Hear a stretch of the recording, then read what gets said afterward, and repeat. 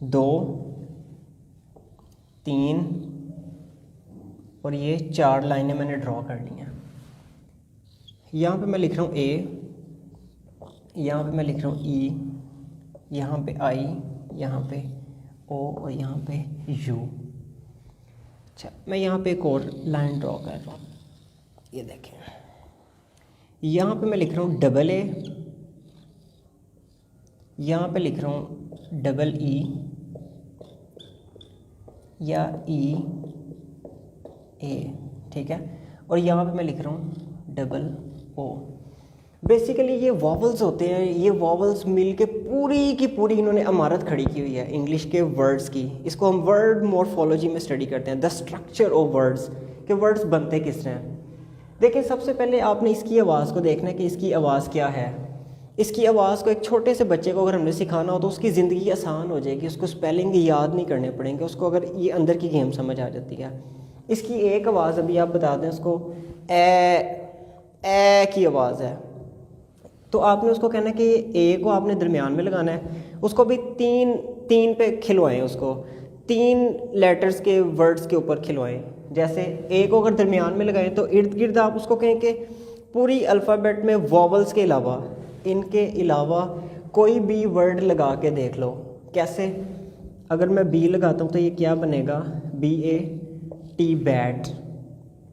اگر میں اس کو یہاں پہ لگاؤں, اسی کو ای کو درمیان میں کر کے, تو یہاں پہ یہ بنے گا.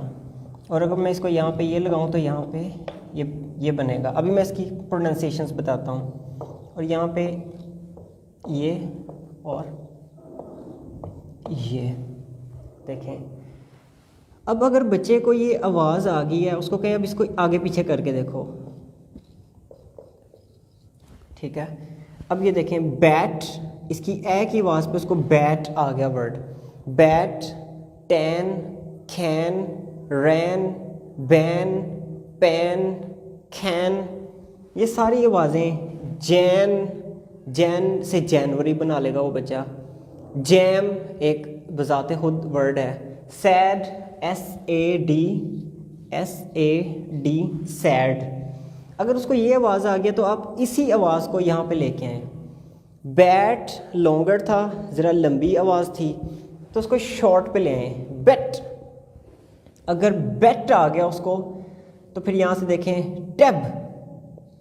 اب آپ نے یہ نہیں سوچنا کہ یہ ورڈ انگلش میں ہوتا ہے یا نہیں ہوتا, آپ نے اس کو بھی آوازیں سکھانی ہیں. چھوٹا سا بچہ ہے, اگر یہ طریقہ میرے پاس ان پڑھ جو لوگ آتے ہیں بالکل الٹریٹ ہوتے ہیں, وہ کہتے ہیں سر ہم نے میسیجز پہ بزنس کرنا ہوتا ہے تو ہمیں سمجھ نہیں آتی, ان کو میں 2 دن میں اس رول کو فالو کرتے چیٹنگ سکھا دیتا ہوں.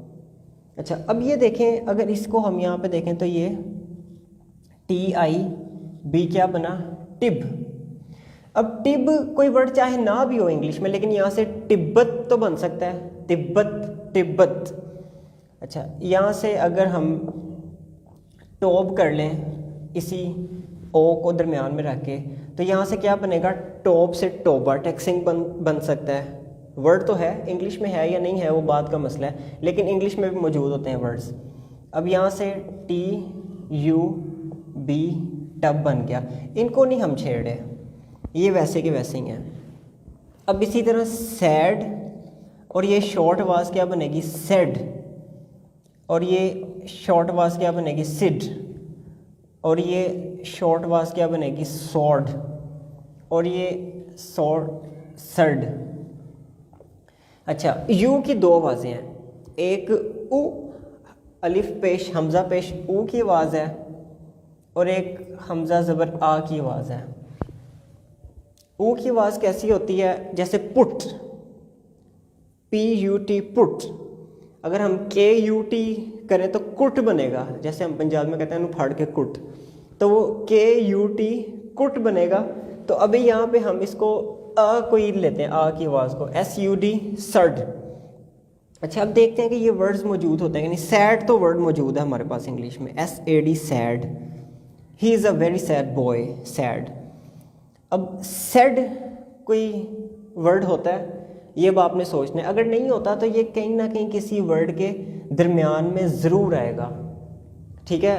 مطلب ایک بڑا لفظ ہے انگلش کا, اس کے کہیں نہ کہیں درمیان میں یہ سیلیبلز موجود ہوں گے. اب یہ دیکھیں سڈ کوئی ورڈ ہوتا ہے؟ نہیں ہوتا، چلیں کوئی بات نہیں، لیکن اردو کا ایک نام بنتا ہے سدرا، سدرا، انگریز اس کو ڈال ہی پڑھتے ہیں۔ سوڈ ہوتا ہے کوئی ورڈ؟ بچہ اگر اس کے آگے اے لگا دے تو کیا بن جائے گا؟ سوڈا بن سکتا ہے۔ اچھا سڈ کوئی ورڈ ہوتا ہے؟ نہیں ہوتا، لیکن اسی سے سڈنلی بن جاتا ہے، سڈنلی۔ تو یہ میجر آوازیں ہیں۔ آپ نے کیا کرنا ہے، ساری اے بی سی بچے کو لکھتے نہیں ہیں، اس کو کہنا ہے کہ اے ای آئی او یو ان کو درمیان میں لگانا ہے اور آگے پیچھے ڈفرینٹ ورڈز لگا کے دیکھے، اور پھر دیکھے کہ وہ ڈفرینٹ ورڈز کے ساتھ اس کا یہ ورڈز پرفارم ہوتے ہیں، کنسٹرکٹ ہوتے ہیں یا نہیں ہوتے۔ اس کے بعد آپ نے اس کو لے جانا ہے نیچے لونگ کے اوپر۔ آپ کو کبھی بھی انگلش میں ڈبل آئی لکھا ہوا نہیں نظر آئے گا، ایکسیپشنز علیحدہ ہیں، ڈبل یو لکھا ہوا نظر نہیں آئے گا، ڈبل اے، ڈبل ای یا ڈبل او آ سکتا ہے۔ اور اس کی ایک اور بھی ہے کہ اس کے سم ٹائم ایک جیسے اسی کی سیم ٹو سیم آواز ایسے بھی ہوتی ہے آگے، اگر میں یہاں پہ لکھوں role, are you L E, role, تو یہ سیم آواز ہے۔ تو اگر میں یہاں پہ ایسے کروں آر ڈبل او ڈی، تو یہ کیا بنا؟ روڈ۔ بچے کو اگر اس کی او کی آواز سمجھ آ جائے گی تو وہ اس سے کئی ہزار ورڈز بنا سکتا ہے، روڈ، ٹون، پون، رون، سکول، ٹھیک ہے۔ کول کیسے بنے گا؟ کے ڈبل او ایل، سکول، ٹھیک ہے، ادھر ایس لگا لیں۔ لیکن جب فردر اگلے سٹیپ میں جائیں گے بچے کو کہیں گے کہ یہاں پہ یہ سی ایچ آتا ہے، سوری، تو ٹھیک ہے بچہ سمجھے گا وہ اچھا، لیکن اس کو میجر آوازیں تو آنی چاہیے نا، بجائے رٹا لگا لگا کے اس کو اندر کی گیم نہیں پتہ چلتی۔ اچھا یہ ٹیکنیک کے بعد میں نے پریپ 1 کلاس کے بچوں کو اخبار دیا، میں نے کہا کہ انگلش کا اخبار پڑھیں، وہ اخبار انہوں نے پڑھ کے دکھا دیا، مجھے ریڈنگ کر کے دکھا دی اخبار کی۔ تو اب یہاں پہ دیکھیں اگر یہ روڈ ہے تو یہاں پہ یہ آر ڈبل ای ڈی کیا بنا؟ ریڈ، آسان ہے۔ اور یہ are double A D, rod. اب راڈ نہیں بھی ورڈ ہے تو اگر کوئی الٹریٹ بندہ اس کو رات لکھنا چاہتا ہے کہ میں رات کو ملوں گا آپ سے، تو یہ آر ڈبل اے ڈی، رات لکھا جا سکتا ہے۔ تو یہ ڈبل اے، ڈبل ای اور ڈبل او کی ساؤنڈز کو آپ کر کے دیکھیں۔ اور اچھا اس پہ کچھ ورڈز بنا کے دیکھیں، وہ ورڈز بھی آپ بنا سکتے ہیں، لیکن آپ ایک ایسا کام کریں کہ ایک اخبار لیں، اخبار کو آپ کیا کریں، اس کی جو ہیڈ لائنز ہیں اس ہیڈ لائنز کے انڈر لائن آپ کریں اس کو نیچے سے کہ یہ اس کے اندر کون کون سے ورڈز استعمال ہو رہے ہیں۔ جیسے میں ابھی آپ کو بتاتا ہوں کہ فار ایگزامپل ایک اخبار کی خبر لکھی ہوئی ہے کہ عمران خان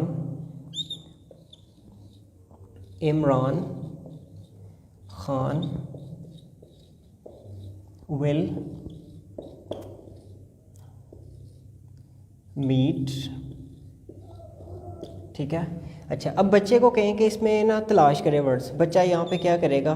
سرکل کر لے گا، کہے گا یہ رین لکھا ہوا ہے، کس کے؟ اس اصول کے مطابق، عمران، انگریز پڑھتے ہیں عمران خان، وہ امریکن ایکسنٹ ان کا این ہوتا ہے، عمران خان، تو برٹش میں عمران خان ہوتا ہے۔ اچھا یہاں پہ یہ ہین ہے، ہین بھی ہے، اور اگر کے ایچ کی آواز اکٹھی کر دیں تو یہ خین بھی بن رہا ہے، بچہ اس کو ایزیلی پڑھ سکتا ہے اس اصول کے مطابق۔ ابھی ہم زیادہ میں نے لمبی ہیڈ لائن نہیں لکھی۔ اچھا اگر یہاں پہ آئے تو بچے کو کہیں کہ یہ دیکھیں یہ کیا بن رہا ہے؟ ول، تو بچہ اس اصول کے مطابق اس کو کر لے گا۔ اس کے بعد یہ جو میں نے آپ کو بتایا تھا ڈبل ای والے، تو میٹ جو ہے وہ جو ڈبل ای